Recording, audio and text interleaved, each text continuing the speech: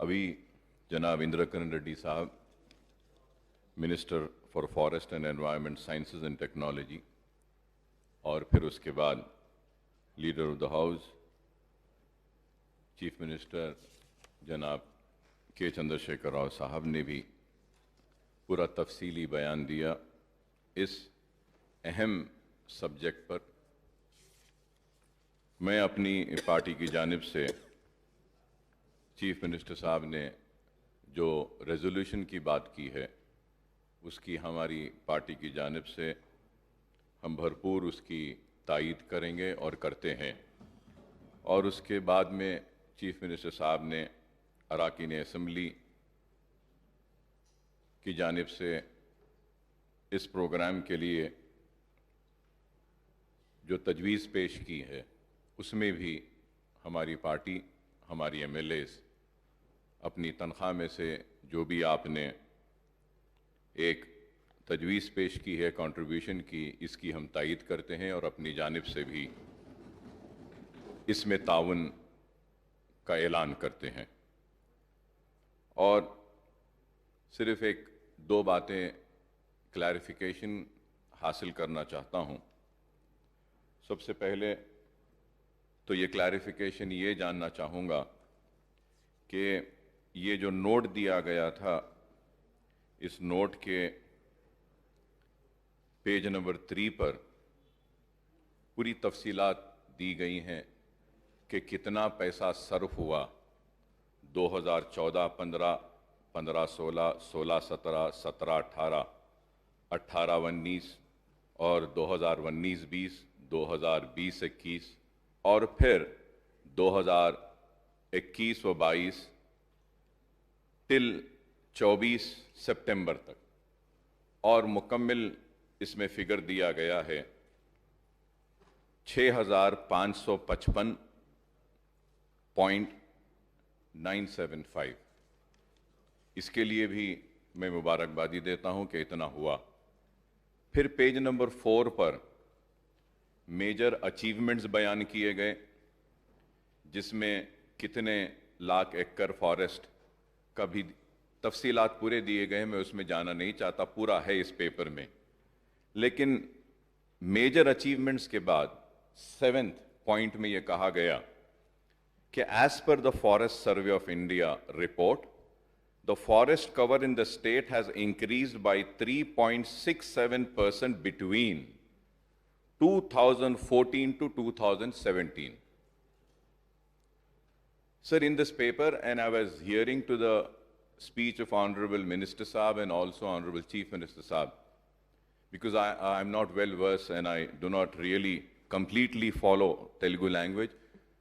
It was being translated. I might have not heard it. If I have not heard it, I would like to be corrected. At the same time, my question through you is that, sir, it has been said that 3.67 between 2014 and 17 has increased. Forest cover has increased. So I want to know what is the increase of forest cover from 2017 to 2021.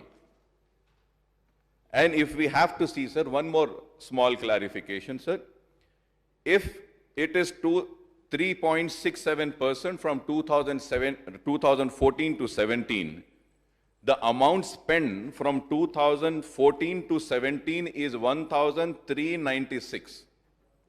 So what I assume and I understand is that after spending 1,396, we were able to achieve 3.67% of green cover area. So if we minus 1,396 from 6,555, that means the remaining amount is 5,159 crores. So if we go according to this 1,396, 3.67%, then that means for 5,159, we have covered now more than 6%.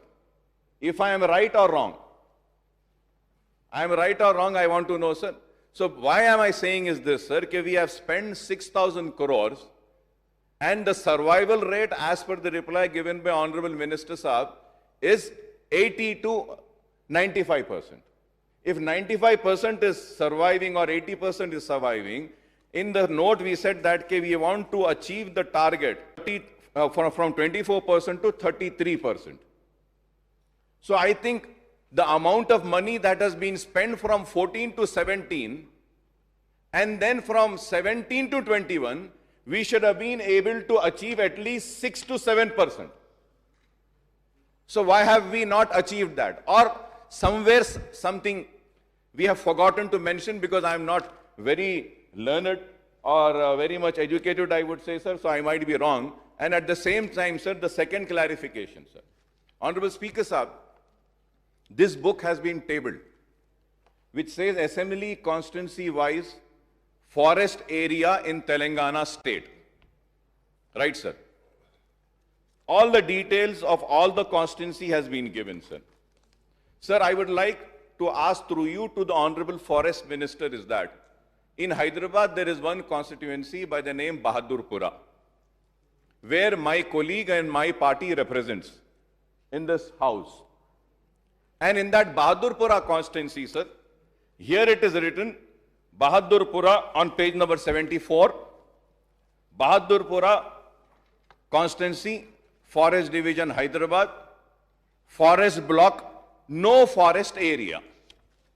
Sir, again I would say that I am not that well read or well learned person, I might be wrong, but I would like to bring to the notice of this house and also to you, sir, in Bahadurpura constituency, we have a zoo, sir. We have a zoo. And the extent of the zoo is 380 acres, sir. Sir, almost 1,500 species of birds are there. Mammals and reptiles are there. Tiger is there. Lion is there. And it is a 200-year-old, sir. Tank is there, Miralam also. And here in this book it says, zero forest area. So I want to be corrected. Does the zoo come under forest cover area or not? Is it managed by forest department or not? Is the forest department responsible for zoo or not? If yes, then why has it not been mentioned here? So probably there might be some reason which I am not aware, but I would like to know the reason why it has not been mentioned here, sir. And also, sir, I would lastly request the Honorable Chief Minister Sahab is that, sir, we need to create green cover के साथ मेरी आपसे दरखास्त ये है कि parks को भी हम अगर डेवलप करें तो इससे बहुत अच्छा होगा. आपने तफसीलात रखी है GHMC के बारे में, HMDA के बारे में. पुराने शहर में मैं खास तौर से आपसे दरखास्त करूंगा स्पीकर साहब के जरिए चीफ मिनिस्टर साहब से कि पार्क्स को डेवलप करने के लिए लीजिए और नए नए जो एरियाज जो हम दे रहे हैं जहां पे जैसे कि फार्मा सिटी आ रहा है, इलेक्ट्रॉनिक सिटी है या जो भी एक्सपेंशंस आ रहे हैं, इन एरियाज में आप पार्क के वास्ते एक एरिया को रखिए, वहां पे एलोकेट करिए ताकि वहां पे पार्क डेवलप हो. जब वहां पे पॉपुलेशन आएगा, आबादी आएगी, इंडस्ट्रियलाइजेशन होगा या फ्लैट्स आएंगे, कुछ भी आएगा, तो वहां पर एक ग्रीन कवर भी होना चाहिए. सर, शुक्रिया साहब. सबसे पहले को मैं शुक्रिया अदा करता हूं जो उन्होंने मेरे तजवीज़ का खैर मकदम किया और अपने पार्टी की तरफ से ताउन भी दिया. दूसरी बात यह है सर, जो भी फॉरेस्ट मिनिस्टर साहब का दिया हुआ नोट है, इस नोट को बनाते हम ज़रूर है. जो फिगर्स आपको दिए हैं 2014-17 का जो रिपोर्ट है, गवर्नमेंट ऑफ इंडिया का एक फॉरेस्ट एजेंसी है, वो लोग नोटिफाई करते हैं, वो लोग मतलब डिक्लेयर करते हैं कहाँ कितना बढ़ा, कहाँ कितना कटा, जिस राज्य में, जिस रियासत में कटा, जिस रियासत में बढ़ा, वो लोग सर्टिफाई करते हैं, हम लोग नहीं करते. तो 14-17 तक तो जो हालात था, गवर्नमेंट ऑफ इंडिया 2020 में इसको नोटिफाई किया. उसके बाद का जो हालात हुआ, यहाँ पे जो बढ़ोतरी हुई, इसके रिपोर्ट्स गवर्नमेंट ऑफ इंडिया बना रही है, वो 2022 में आने का आशंका है. उस समय में वो रिपोर्ट तफसील सामने आएगी वो जो भी रिपोर्ट आएगा हम ऐवान में रखेंगे सब। दूसरी बात, जू बहादुरपुरा असेंबली कॉन्स्टिट्यूंसी में आता है, मैं भी इस बात को ज़रूर जानता हूँ, लेकिन जू नोटिफाइड रिजर्व फॉरेस्ट नहीं है। वहाँ जू रखा गया है, फॉरेस्ट डिपार्टमेंट ही इसको मैनेज करता है। फॉरेस्ट डिपार्टमेंट में एक वाइल्ड लाइफ भी एक विंग होता है सर, वाइल्ड लाइफ का एक अलग ऑफिसर भी होता है। वाइल्ड लाइफ के प्रोटेक्शन के जो विंग होता है फॉरेस्ट डिपार्टमेंट के तहत, उस ऑफिसर के रिस्पॉन्सिबिलिटी में हमारा जू होता है। But zoo as such is not notified forest area, it is not officially notified. वहाँ रखा गया, वहाँ चल रहा है, ये फॉरेस्ट पालन नहीं है। इसलिए कि साहब मैं आपको एक बात इसमें बताना चाहूँगा, सारे मेंबर्स के बेनिफिट भी होगा इसमें। इस नोटिफिकेशन में भी थोड़ा मतलब पीछे जो नेहरू साहब जब प्राइम मिनिस्टर थे उस समय का ये पूरे नोटिफिकेशन से वो कंप्लीट मुकम्मल तौर पर नोटिफिकेशन नहीं हुई, इसमें भी गफला है। अब जो रेवेन्यू का फॉरेस्ट का झगड़ा चलते रहता है, जो ट्राइबल का फॉरेस्ट का भी झगड़ा चलते रहता है, इससे कंपाउंड मल्टी नाटी इशू। वक्फा जमीन है, उसमें भी फॉरेस्ट वाला आके झंडा गाड़ देता है अचानक आके। 100 साल से 150 साल से अवकाफी जायदाद है, उसमें अचानक आके सर्वे करके बोलता भाई यहाँ तक फॉरेस्ट है। ये इसलिए हो रहा है, ये कन्फ्यूजन इसलिए है कि फॉरेस्ट डिपार्टमेंट जो नोटिफाई करे थे उस जमाने में, कुछ फाइनल नोटिफाई हुए, कुछ 50% यानी कि मतलब कुछ हद तक नोटिफाई होके वहाँ है, उसके बाद में कुछ नोटिफाई होते होते ऐसा रुके हुए हैं। लेकिन इसके बाद में हुआ ये कि सुप्रीम कोर्ट ने एक जजमेंट दिया। इसी प्रकार का कुछ केसेस सुप्रीम कोर्ट में गए, तो सुप्रीम कोर्ट के फुल बेंच ये सारे राज्यों के मतलब सारे रियासतों के इकट्ठा करके एक नोटिफिकेशन ऐसा दे दिया कि जो भी नोटिफिकेशन की कार्रवाई शुरू हुई है, treat this as notified and that has become the law of the land. हम जानते हैं सुप्रीम कोर्ट के बाहर में हमारे पास कुछ है ही नहीं। इस प्रकार का जजमेंट आया, उसके मुताबिक ये एक अजीब सा चल रहा है। लेकिन एक बात ज़रूर है अकबर साहब, इन चीज़ों में जब तक कन्फ्यूजन रहे, काफ़ी झगड़े होते रहेंगे, अननेसेसरली लिटिगेशन होता रहेगा, लोगों का नुकसान होता रहेगा, क्लैरिटी नहीं रहेगा। इसको किसी एक तरीके से हमको निकालना है। मेरा आपसे रिक्वेस्ट है, आपसे गुजारिश है कि जो मुकम्मल सर्वे तेलंगाना लैंड मास का मैं प्रपोज कर रहा हूँ वो एक बार आ जाए तो काफ़ी चीज़ें, हमारे अवकाफी जायदाद बच सकता है, हमारे देवल मंदिर का ज़मीन बच सकता है, सरकारी ज़मीन भी बच सकता है, लोगों का भी ज़मीन बच सकता है। किसी ने नाजायज़ कब्जा किया हो कि गरीबों का, उनका भी, उन लोगों के साथ भी इंसाफ हो सकता है। तो एक मुकम्मल सर्वे हमारे लिए काफ़ी कुछ मदद कर सकता है। मैं आपको यकीन दिलाता हूँ कि जल्द से जल्द कोरोना का वजह से वो रुका हुआ है, वो कार्रवाई शुरू होगी।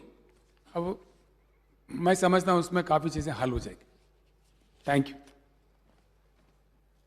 Short discussion. First step tower Jalpali main road पर G+6, जहां पर आपको 24 घंटे पानी की सहूलत है, फ्री वाईफाई 3 साल के लिए और लिफ्ट की भी सहूलत दी गई है। बुकिंग करने के लिए कांटेक्ट करें 9063570926।